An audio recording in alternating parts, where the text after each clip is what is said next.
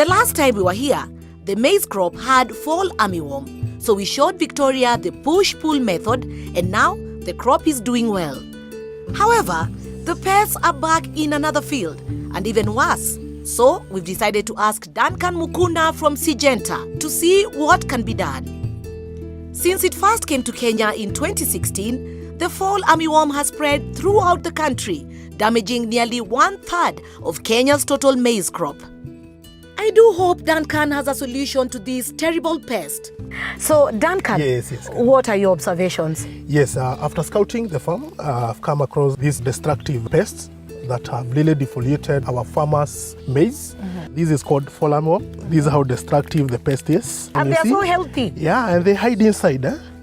Inside the maize. Okay. So you find like during the day you cannot see them in your naked eyes. Mostly they feed at night. The life cycle of this fall armyworm start from the eggs. Yes. And then we have the larva. The larva stage is around 5 insta stage, and all of them, they are very destructive. You'll find like the first insta, you'll get such marks happening when they are feeding on that. As now the worm continue growing, it's able to feed more and more, and that's why you can see all these patches happening. So, and eventually it will interfere with the production of the maize at large. Why do they attack? Is it because maybe the farmer has done something wrong? The pests, they are here to stay, and this is what they feed on. So basically, when you're in production of maize, fall armyworm will still attack your crop. So they are here to stay. It's us to manage them. Okay. Yes. All right. So it can be managed. It can be managed. All right. So what can our farmer do? In this case, I think our farmer was late to do the spray.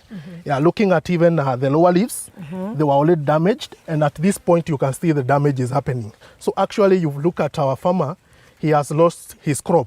Almost 70 to 80% of the population of the crop has lost, because you can see it has really even affected the flowers that is coming out. Yes. And so, Duncan, what is the solution? We have two products that they manage or control fall armyworm very well in maize. So we have the first product by the name Match. So Match is able to control all the larva stage and also the eggs. 2 weeks after germination of your maize, you come with Match, spray it. Application rate for Match is 25 ml in 20 liters of water. So with that, you are able to cover a quarter of an acre. And then later on, after 2 to 3 weeks, because the life cycle of fall armyworm take around 35 days.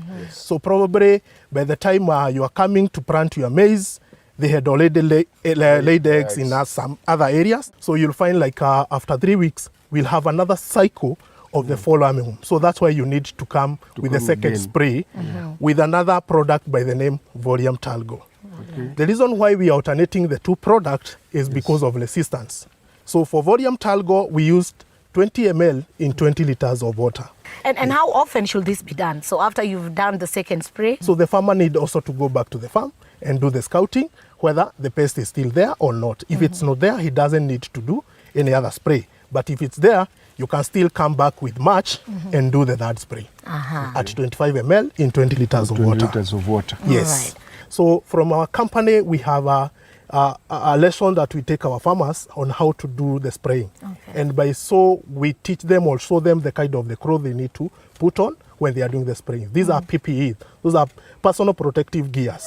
Okay, let's get out of the sun and away from these horrible worms and see how we should protect ourselves when spraying.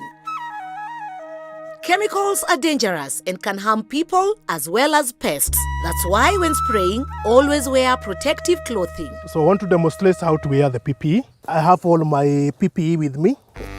So we'll start with the trouser itself. Apron now. We put it on top so that the overflow does not get into. Now I wear my gumboots. Face mask. Googles. This is a head cap. These are the gloves I'm putting on. In this case, if you are spraying a crop which is below, this is how the graph should be. But if you are spraying like mangoes, your graphs need to be outside, because in this case you'll be holding and the product will be coming down. So if it's inside, it will get in. So that's it, all ready to start spraying.